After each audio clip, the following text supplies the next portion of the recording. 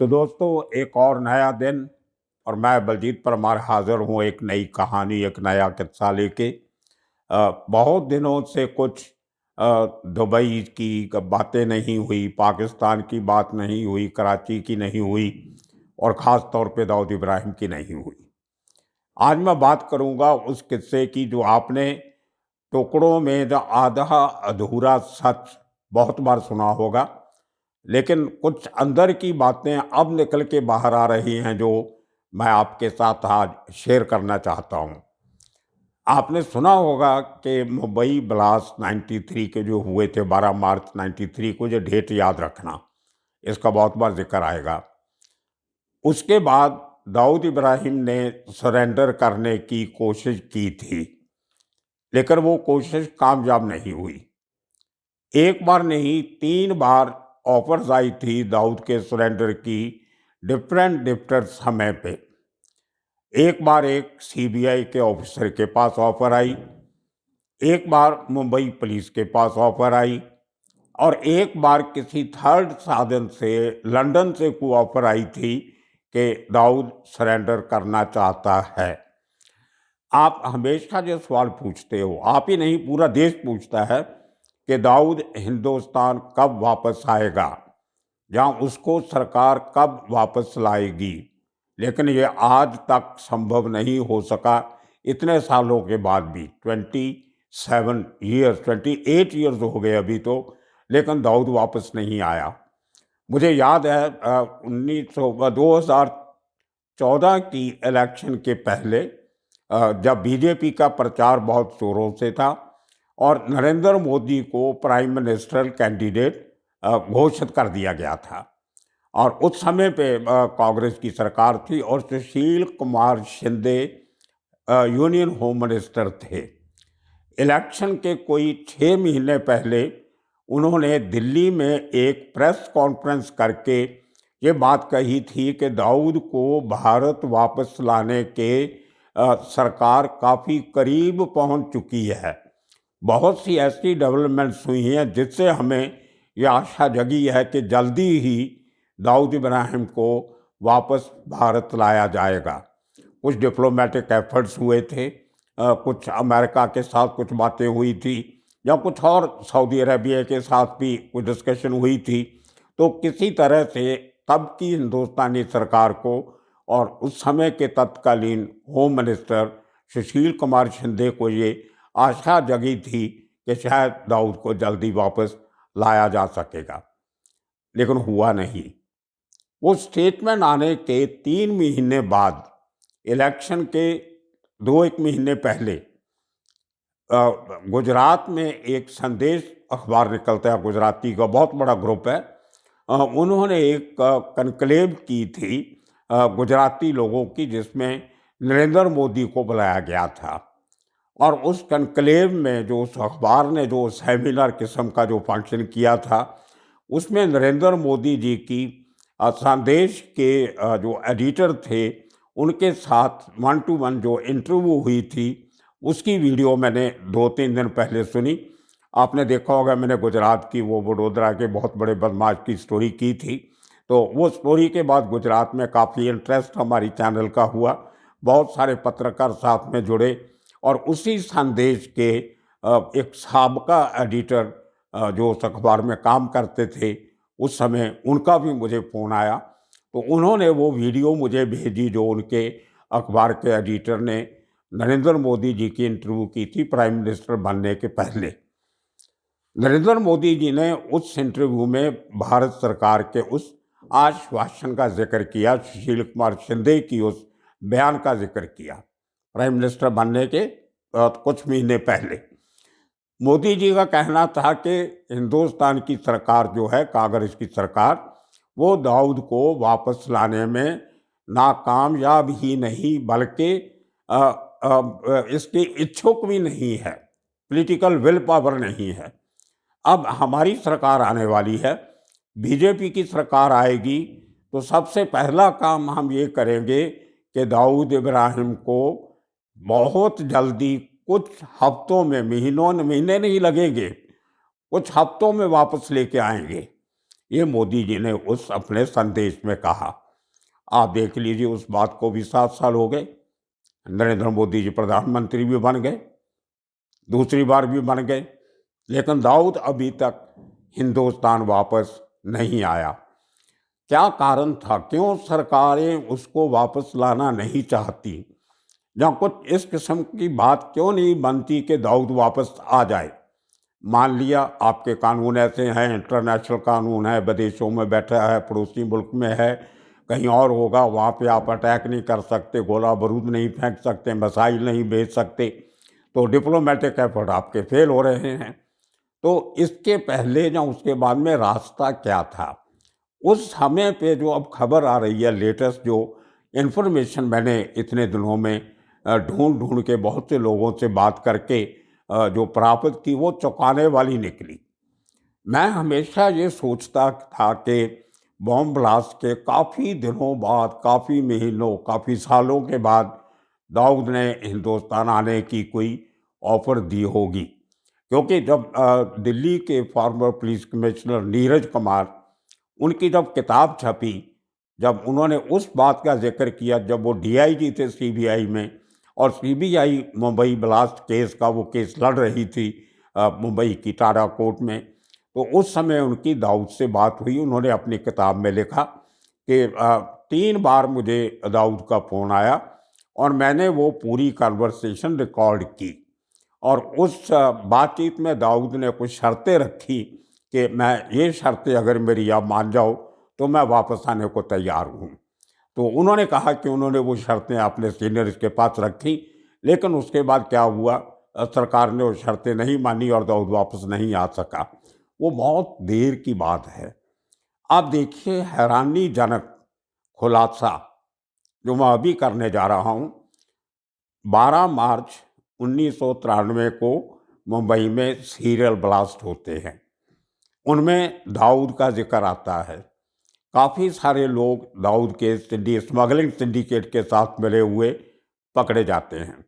बड़े बड़ी जो मछलियाँ थी वो सब देश छोड़ के भाग गई होती हैं, वो टाइगर मैमन हो या उसकी पूरी फैमिली, डोसा ब्रदर्स जिन्होंने आरडीएक्स स्मगलिंग किया था, और बहुत से लोग। और दाऊद के करीबी जो लोग थे, दाऊद टकला सबसे बड़ा जो गवाह था जिसने ये बयान दिया था कि दाऊद ने लड़कों को ट्रेनिंग के लिए हिंदुस्तान से दुबई मंगवाया, दुबई से उनको पाकिस्तान भेजा और उनको इस किस्म की ट्रेनिंग दी गई। तो ये लोग सब पकड़े गए थे। अब देखिए, मुंबई के उस समय के जॉइंट कमिश्नर क्राइम थे मिस्टर एम.एन. सिंह, महेश नारायण सिंह, बहुत कॉम्पिटेंट ऑफिसर है। उसके बाद वो मुंबई के पुलिस कमिश्नर भी बने, बहुत नाम है उनका। मुझे ये खबर मिली 2 दिन पहले के मुंबई ब्लास्ट के 1 महीना 6 दिन के बाद। ये देखिए कितना कम समय है। मीनिंग 18 अप्रैल को हिंदुस्तान के उस समय के सबसे नामी वकील राम जेठमलानी जी की तरफ से मुंबई पुलिस को एक ऑफर आती है। ब्लास्ट के 1 महीना 6 दिन के बाद, जब पूरी तरह अभी केस की इन्वेस्टिगेशन भी नहीं हुई थी, पूरी तरह पे ये भी साबित नहीं हो रहा था कि दाऊद का इसका कितना बड़ा रोल होगा, आईएसआई का क्या रोल था, पाकिस्तानी एस्टेब्लिशमेंट का क्या रोल था, हमारी एजेंसीज का क्या रोल, ये सब अभी होना बाकी था। अभी तो धरपकड़ चल रही थी, बीमारों का इलाज हो रहा था, और जो छोटे मोटे लोग पकड़े जा रहे थे, आरटीएक्स का ज़खीरा अभी पकड़ा नहीं गया था। तो इन्वेस्टिगेशन भी इनिशियल स्टेजेस पे थी जो मुंबई पुलिस कर रही थी। सीबीआई के पास केस तो बहुत बाद में गया है। और जो एसआईटी सरकार ने बनाई थी ब्लास्ट के बाद, जिसमें एक आईबी के ऑफिसर थे, मुंबई पुलिस के ऑफिसर थे, शायद गुजरात का कोई ऑफिसर भी था, उस एसआईटी के चीफ यही एम.एन. सिंह आईपीएस थे, जो जॉइंट कमिश्नर क्राइम थे। तो एक तरह से पूरी इन्वेस्टिगेशन केस की एम.एन. सिंह की उनकी नज़रों के नीचे हो रही थी, उनके हाथ से हो रही थी। वो सीनियर मोस्ट ऑफिसर थे, और रॉ के आदमी, आईबी के, सीबीआई के, ये सब लोग उस एसआईटी में शामिल थी, और एम.एन. सिंह उसके हेड थे। 18 अप्रैल को राम जेठमलानी जी का बेटा महेश जेठमलानी एक प्रपोजल लेके एमएन सिंह के ऑफिस में जाता है कि मेरे डैडी मतलब राम जेठमलानी वो लंदन में हैं। उनका मुझे फ़ोन आया कि ये प्रपोज़ल लेके या ये उनका सुनेहा लेके, उनका मैसेज लेके मैं आपको मिलूं। मैं अपने पिता के बिहाफ पे आया हूँ, अपने बिहाफ पे नहीं। वकील है मेरी जेठमलानी बहुत बड़ा, तो वो सब बात जो करते हैं सोच समझ के करते हैं।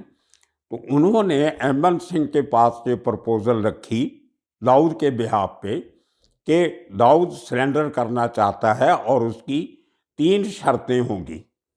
पहली शर्त ये थी कि उसका एनकाउंटर नहीं किया जाएगा। तो एमएन सिंह ने बोला ठीक है, आई कैन एश्योर यू कि उसका एनकाउंटर नहीं करेंगे। दूसरी शर्त बताइए। दूसरी शर्त थी कि मुझे हाउस अरेस्ट में रखा जाए, जेल में नहीं रखा जाए, क्योंकि मैं जेल में सेफ नहीं रहूँगा। बहुत सारे लोगों का जो गुस्सा है उस ब्लास्ट के बाद उससे मेरे पे उतरेगा, मेरी जान को खतरा हो सकता है।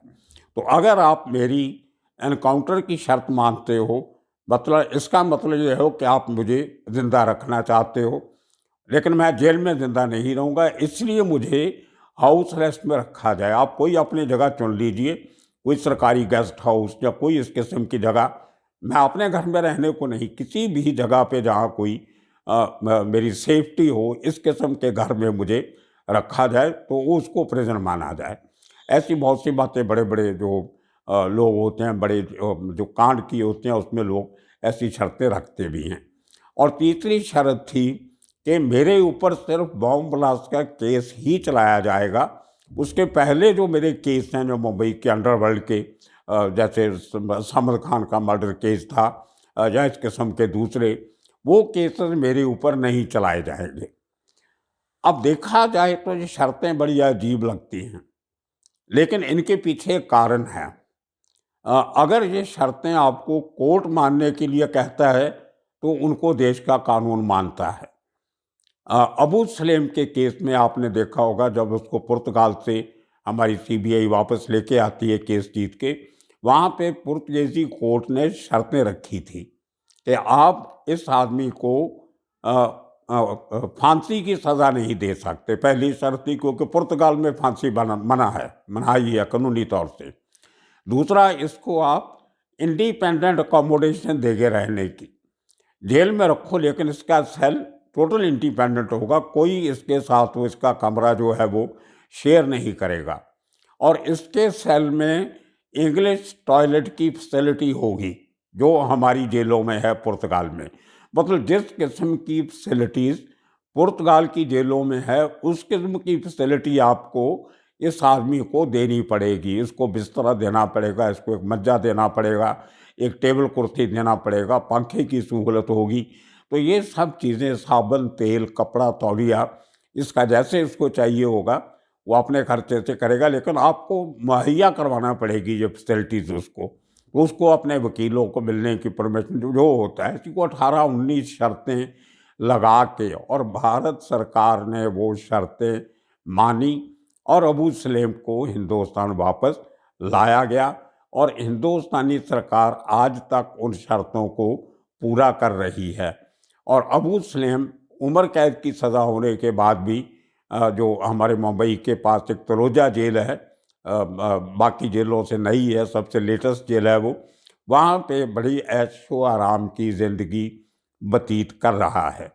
जिस किस्म का उसको सेल मिला हुआ रहने में, वो एक तरीके से हाउस अरेस्ट जैसा ही है कि उसको सब फैसिलिटीज़ है उसके पास।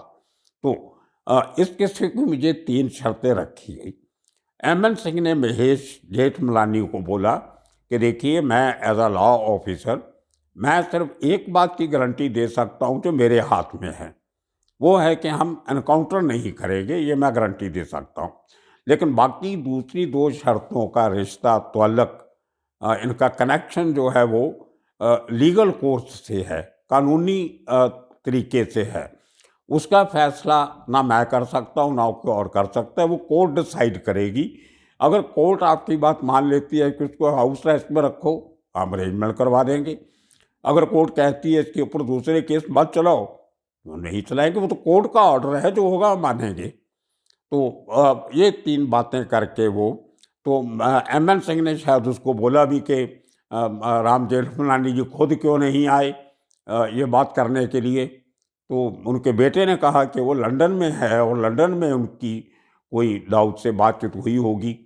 तो मैंने फिर उसकी तहकीकात शुरू की अपने तरीके से। ये मालूम पड़ा कि दाऊद ने राम जेठमलानी जी को टेलीफोन पे अप्रोच किया था कि आप मेरा ये जो केस है, जिस केस में मुझे मुंबई पुलिस ने एक्यूज़ बना के वांटेड रखा है, ये मेरा केस आप लड़िए। तो राम जेठमलानी ने कहा, भैया मैं आपका केस लड़ तो लूँगा, लेकिन उसके लिए आपको कोर्ट में हाज़िर रहना पड़ेगा, ये बड़ा केस है। तो इन एब्सेंसिया मैं आपका केस नहीं लड़ सकता। तो दाऊद को जो कानूनी नुक्ते राम जी ने समझाए होंगे, तो उसके बाद ये डिसीजन लिया गया कि अगर आप अपने आप को सरेंडर करते हो, हिंदुस्तानी अथॉरिटीज़ के सामने पेश करते हो, तो आपका केस मैं लड़ सकता हूँ, आपको अदालत में हाज़िर रहना पड़ेगा। तो उस बात को लेके दाऊद ने ये 3 प्रपोजल्स अपनी रखी। अब इससे 2 चीज़ें सोचने वाली हैं। अगर दाऊद हिंदुस्तान आना चाहता था, तो उसने जो प्रपोजल रखी, तो क्यों आना चाहता था? क्या वो अपने आप को बेकसूर सिद्ध करना चाहता था? या वो किसी तरह हिंदुस्तान के कानून की जो कमज़ोरियां हैं, उनका फ़ायदा उठा के बरी होना चाहता था? क्या ऐसी क्या बात थी कि ब्लास्ट के 1 महीना 6-7 दिन के बाद ही वो शख्स हिंदुस्तान लौटना चाहता था?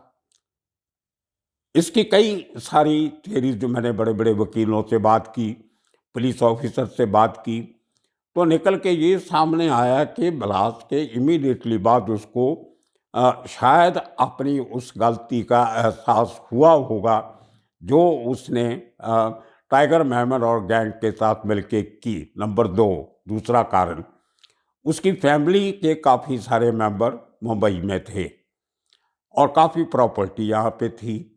उसका जो पूरा बेस था उसका गैंग का चलाने का, ऑर्गेनाइज क्राइम सिंडिकेट चलाने का बेस तो बेसिकली मुंबई ही था।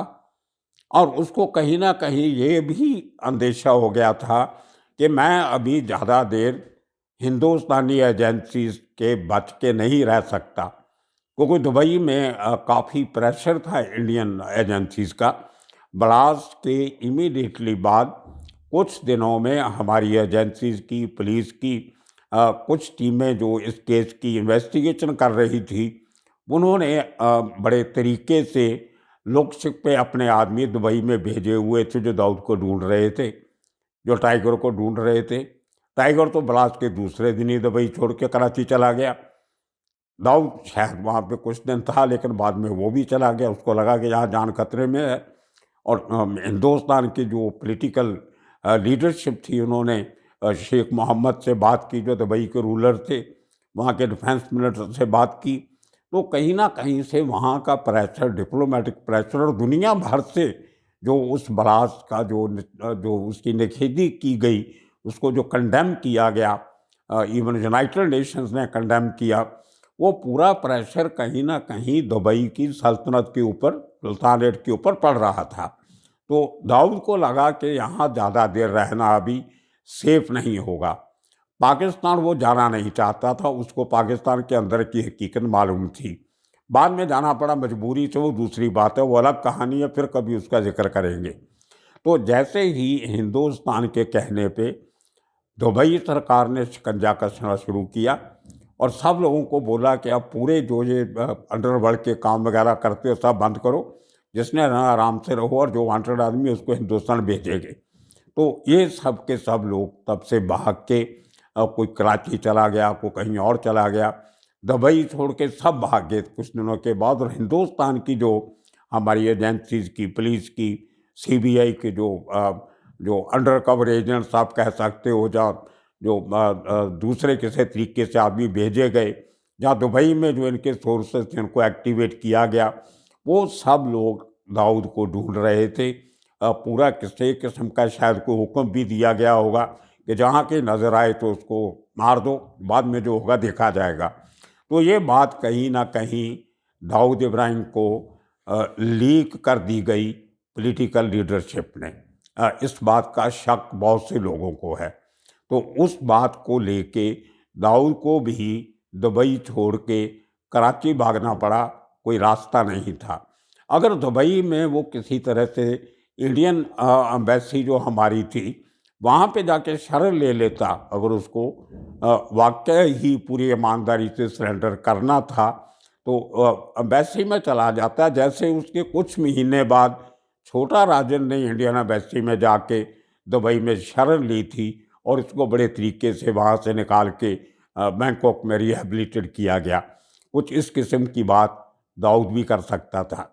अब देखिए ये पूरी जो प्रपोज़ल आई या एक मैसेज आया उसका, ये पूरा एक नोट बना के एमएन सिंह ने अपनी पुलिस को, सीनियर ऑफिसर को भी दिया और महाराष्ट्र सरकार को उसकी लेटर लिखा और दिल्ली सरकार को लिखा कि ये ऐसे ऐसे बात हुई है, आप देखिए इसके आगे कैसे बढ़ना है।